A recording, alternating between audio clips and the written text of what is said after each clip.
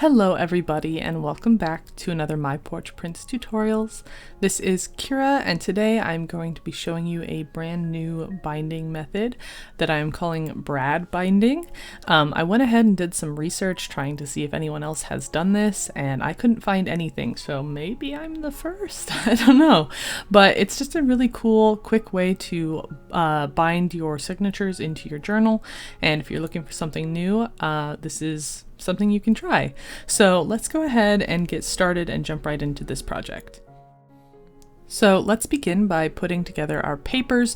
We've got some of this decal edge paper, which by the way on the listing looks like a completely different color. I will link it down below, but don't be thrown off if it doesn't look like it's the same color in their photo. And then I also have some coffee dyed papers, as well as some of these papers from our Busy Bee junk journal kit and our APOTHECARY junk journal kit.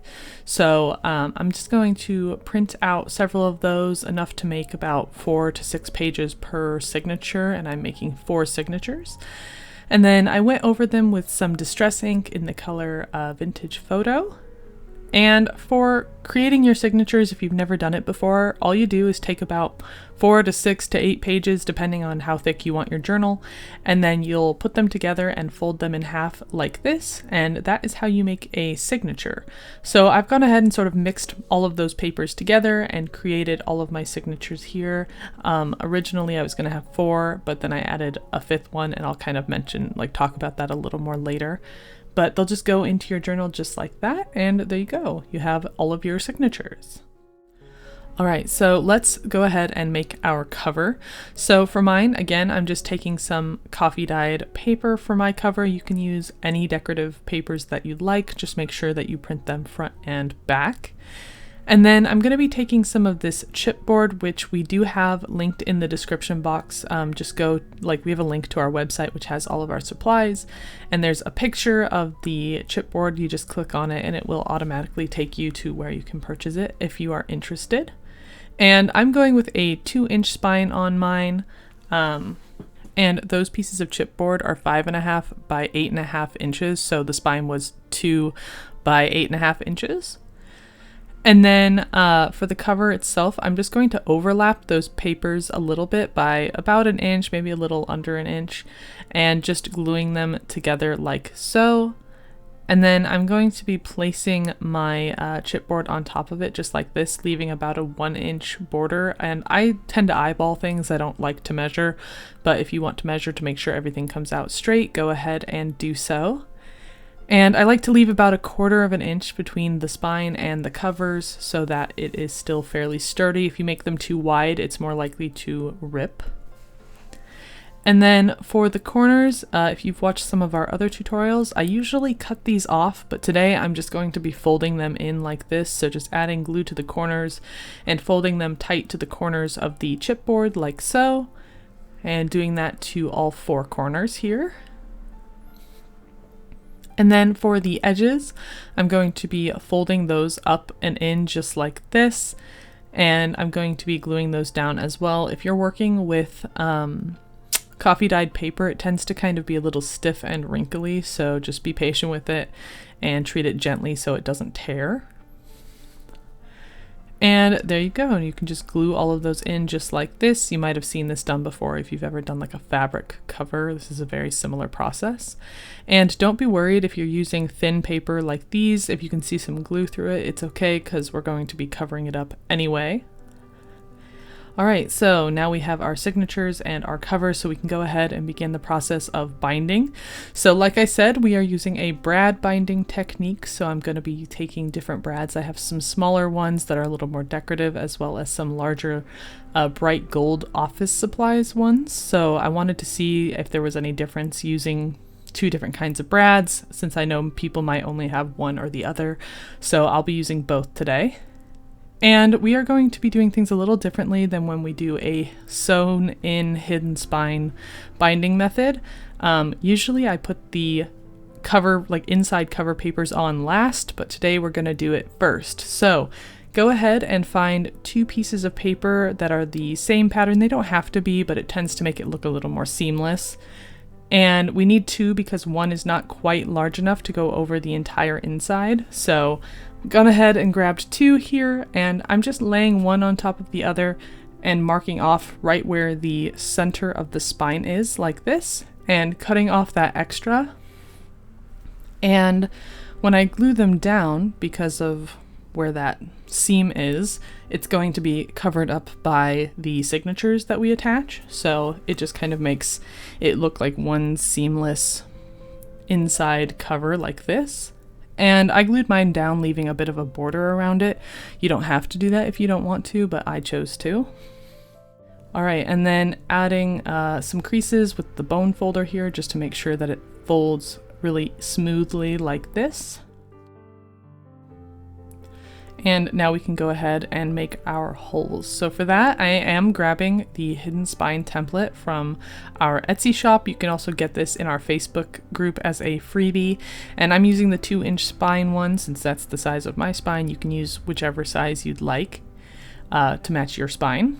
And I'm just going to cut out the center part. Don't throw it away. We're going to need some other pieces from that in a minute. But just starting with this center piece here, I'm going to be clipping it down to my spine using some bulldog clips so that it doesn't move.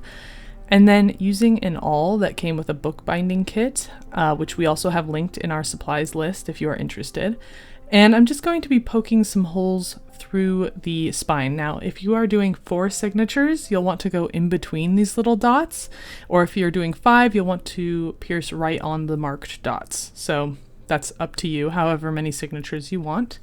Originally, I was going to do 4, and then I forgot and poked a hole where the dots were. So a quick fix was I just grabbed some coffee dyed papers and folded them in half to make a quick extra signature.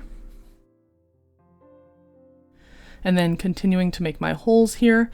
Now the top and bottom ones I made smaller than the center ones because, and like my awl is tapered, so I can do that by just pushing it through a little further.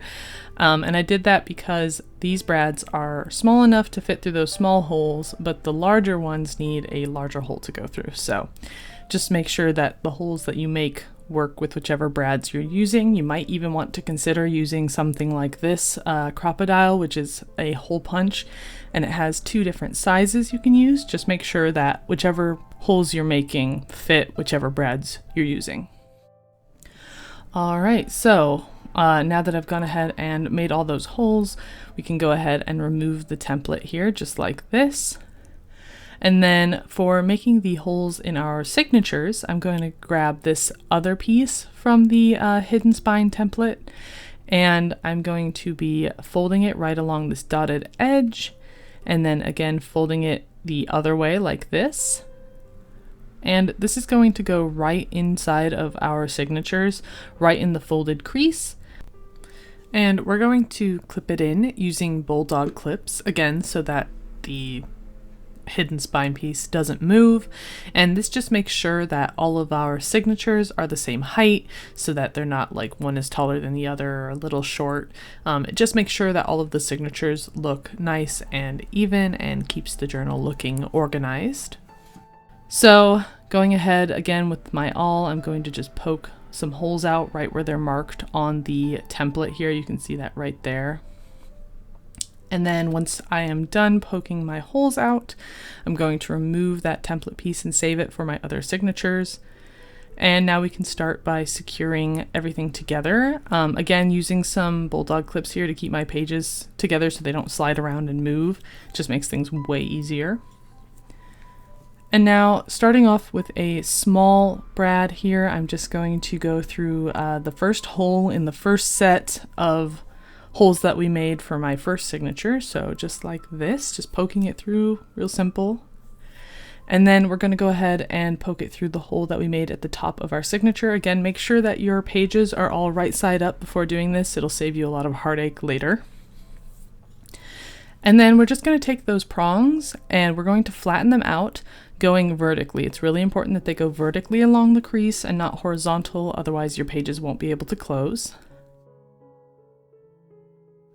And then we're going to do the same thing with the next one here, which is going to be the large golden brad. And I'm just going to add that to this middle hole here on our first set of signature holes we made, and again flattening those prongs down, going vertically and not horizontally. And there was really little difference between the small brads and the large brads besides the way they looked and the way they fit, but that's about it. And now you can kind of see what that looks like when it's done on the outside and the inside here. And when I remove the bulldog clips, I like to just go ahead and crease my signature again, just to make sure that it's working with the new crease. And these are this is actually a really good way to secure your journal. I find that it holds really solidly, maybe even more so than sewing. It's very strong. And when it's done, it leaves you with this really cool little pattern with the brads on the spine. I just think this looks so neat and kind of industrial looking. I don't know, it's just really fun. And I'll be the first to admit that this isn't any faster than sewing. So if you're looking for a quicker method, this really isn't it. They take about the same amount of time. However, I know a lot of people are sort of afraid of sewing. It just kind of intimidates them. So, if you're scared of sewing, I'll tell you a little secret, it's really not that hard. You should see, we made some other tutorials on it. I promise you can do it. But if you're still intimidated, this is something you can try. And definitely if you're somebody who's been sewing for a long time and you just want to try something new, this is a kind of cute and unique way of binding that you may not have tried before.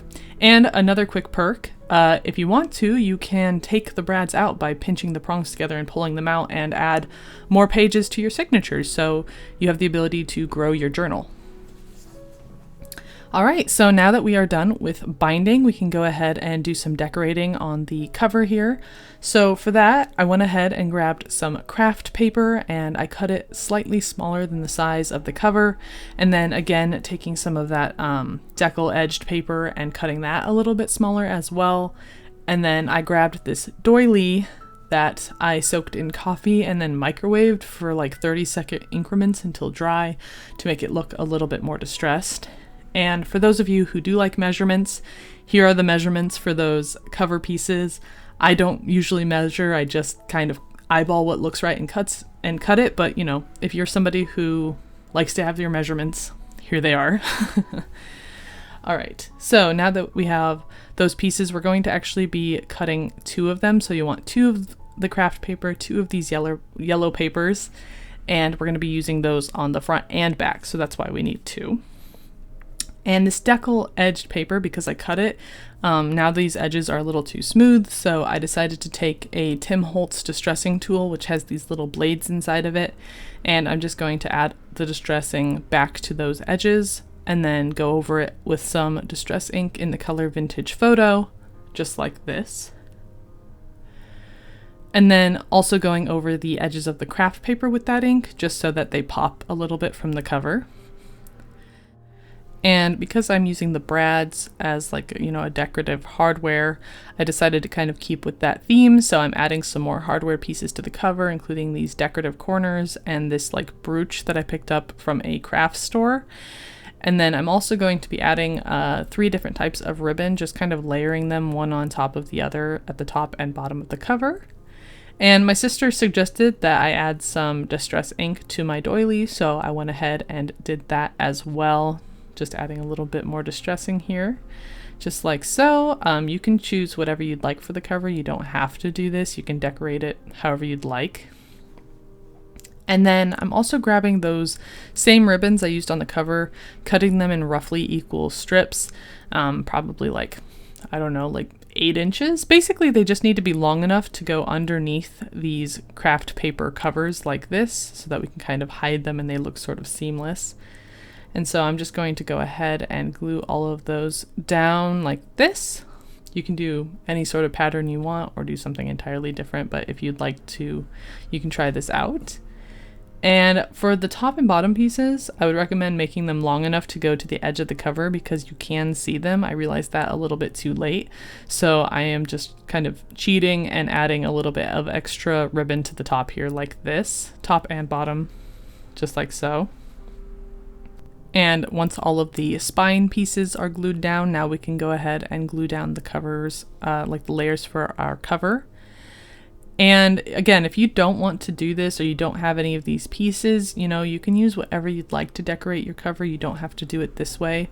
We actually recently came out with a few kits, and we have some videos on our new journal toppers series. So if you are interested in those, you just print them out, assemble them with the instructions, and they make these really cute like layered journal covers that you just glue onto the cover of your journal, and they kind of like might open out or fold out or pop out or whatever. And it's just kind of like a fun way to decorate your journal cover really quick. So check those out if you are interested. Otherwise, you can do what I'm doing and kind of just make it up as you go. And again, if you don't have hardware pieces, we do sell faux hardware pieces in our Etsy shop. So you can print those out and use those, and they look almost identical to the real thing. So, you know, if you don't want to go buy expensive hardware, you can just print out faux versions and use those as well. All right, so just gluing everything down with the Fabri-Tac, and to finish up here, I am going to cut off this little this little ring that's at the top of my brooch so that it looks a little more symmetrical. And I'm using Fabri-Tac to glue mine down, which seemed to hold just fine. But if you wanted to, you could use super glue to make sure that it stays. I haven't had any trouble with the Fabri-Tac holding this on, but you know, only time will tell. So use whatever you are comfortable with. And then again, going in with that Fabri-Tac and gluing on these little hardware corners just to the top of this little inner section here like this. All right, and there is the front cover and the spine completed. So I'm gonna go ahead and move to the back cover here. And I'm just doing the exact same thing, adding some ribbon to the top and bottom here to extend that portion out. And then going over my craft paper with some distress ink, as well as this little decal edged paper here, and just layering them up with a lace doily. Again, going over that with distress ink too. And just basically mirroring the front and back cover to make them look symmetrical. And then for hardware here, I'm grabbing a decorative book plate and some slightly different corners because I actually ran out of those decorative corners. So I'm using these ones instead in place of that. And then for the book plate, I'm adding a journal word from the Apothecary kit, just going over it again with that vintage photo distress ink, and then gluing everything down. Just like so. And once again, you can use anything you'd like to decorate the back cover. You don't have to add anything at all if you want to just keep it simple. It's entirely up to you.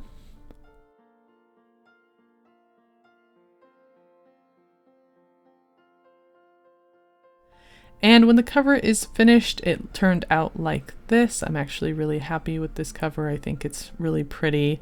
I was kind of going for that like yellow color scheme throughout this journal just to keep things sort of warm and happy. I don't know, I was sort of inspired by the shirt I'm wearing.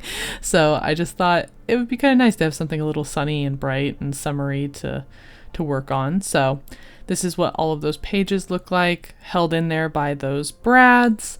And yeah, this was a really fun journal to make. I'm pretty excited about the new brad binding. I think that it turned out really cool on the spine, so I'm pretty happy with how everything came together. I'm not sure if I'm going to be doing a video on decorating the inside or not. We'll just kind of have to wait and see with that. But anyway, I think that is going to finish today's tutorial. Thank you so much for watching. Make sure that if you use this technique that you post some photos to Instagram and tag us or share it on Facebook. I can't wait to see what you come up with, and we'll see you in the next tutorial. Bye!